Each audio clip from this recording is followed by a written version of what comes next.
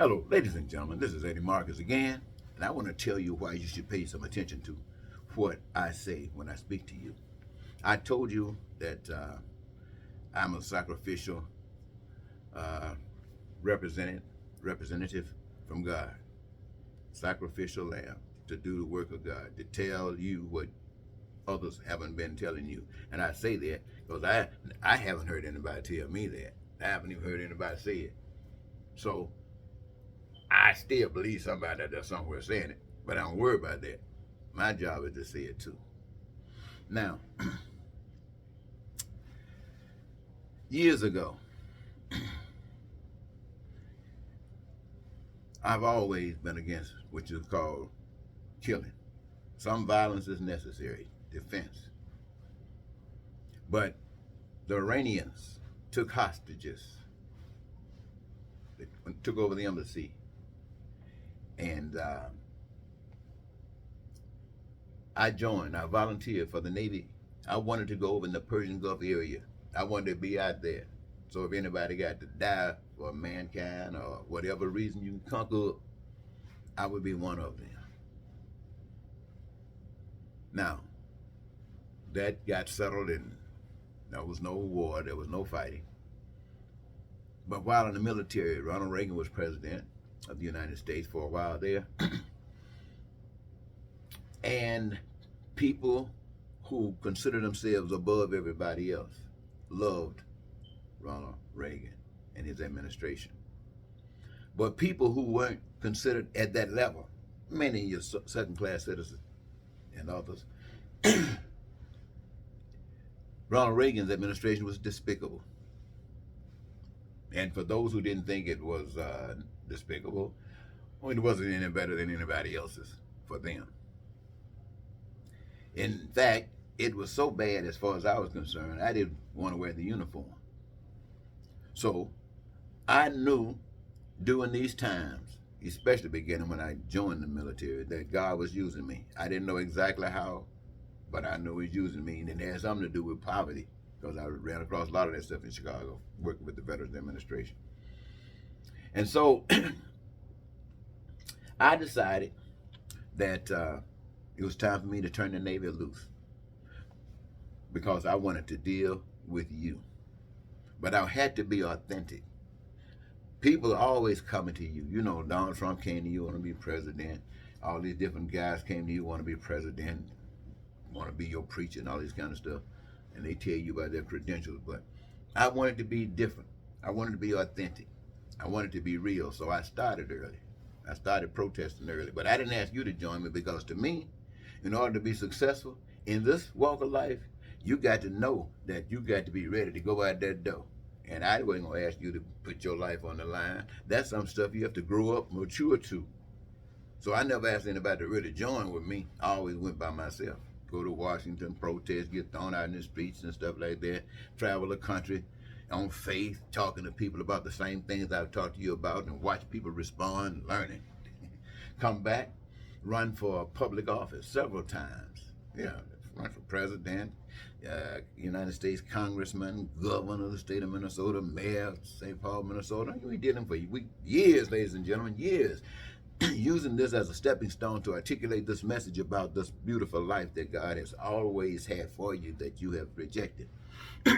And I couldn't get enough attention to move any kind of way. In fact, each of these campaigns had to be a write-in campaign, just that poverty-stricken, a message that just that much resisted. So, didn't stop me. I kept on running. Why? Because I can keep on telling the message. Then there was a time when to authenticate myself more, I had a job once working as a property manager, where I took $20,000 from my employer, gave it away, and then reported it to my employer and asked him to press charges. He didn't want to, but I convinced them, so they pressed charges. And the reason that I wanted to press charges were two. One, which had to do with the authentication, was to have a conversation with you in the arena of the courts, going through a trial, knowing that if you could hear me if you could listen to what I'm saying, then it would be victorious. Even though I might have to go to jail, it wouldn't make any difference. I would have gotten a chance to give you a message that touched you that we could work with. But if I didn't, then I just do time. But at least it authenticated me that your freedom, your joy, your dreams coming true was so important to me that I did what I did and went to prison when you paid no attention. What does that say? That you know of another candidate for office done anything like this? I mean, who just wanted to leave a mark? No, most of them want to get money. Most of them want to get some prestige and say they are somebody. And they come back and stand before you and tell you how rich they are. I think one guy was telling you he had 10 billion. I don't know. Or they come back and tell you how many degrees they got, what law school they went to. And that impresses you. But I'm just a common guy just like the rest of you. But I want you to know that I'm real. So I go to jail. Nobody else does it, so I do. Commit a crime, go to jail, so I can leave a record in the court so you don't have to just listen to what I'm saying. Go check out the court records. I left that document for you. I couldn't get a chance to say what I wanted to say because I wanted to talk about God. Judge Peterson wasn't having that. George Peterson, that's his name. He wasn't having that. But anyway, I still left the record. And then when I came out, they were flying the planes into the World Trade Center. I looked at that. I say, this is what America chose. Because I ran for president in the 80s. That wouldn't have happened with me.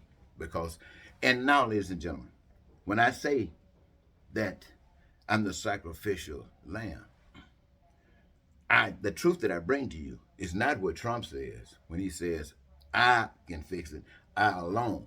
No, no, no, no, no, no, no, no. That is not what I'm saying to you. What I'm saying is you alone can fix it. All I'm here to do is to let you know that the power is there, that you got the ability, and to share with you how you to exercise that ability and leave it to you to make your choices. If you do it, you're gonna change America. You might not change the world, but you change America and you can live like heaven right here. Or you can fight against all the evil here and defend against whatever they throw at you. Or you can just let them kill you and you can say goodbye and leave them.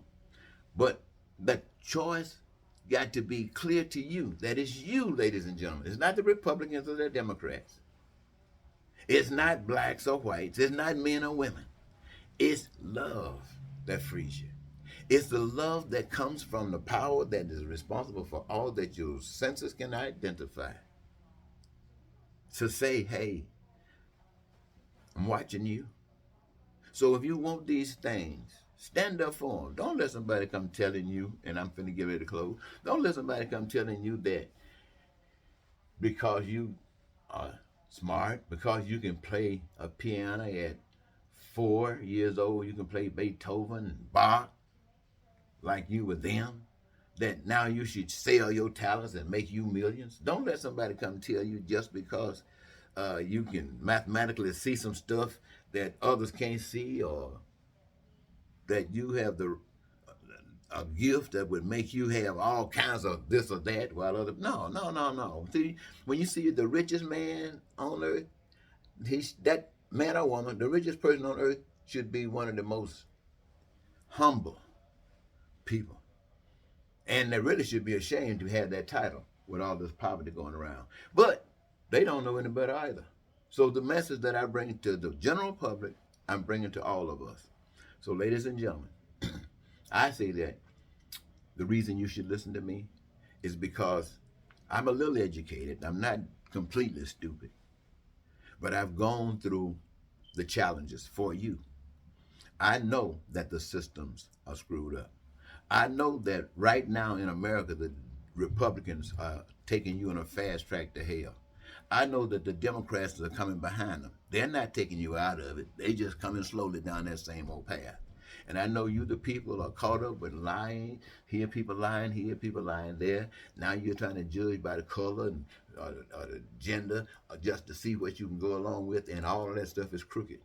None of that stuff is worth a damn. Only the realization that there's a power that you can't see. And that's the only power that has authority over you. I mean, it really has authority over you. Now, you can give your authority, give your power to anything you want to, or you can receive the power of love and be set free. I want to thank you, ladies and gentlemen. This was part 2. Put them together. I hope it works for you. Bye-bye.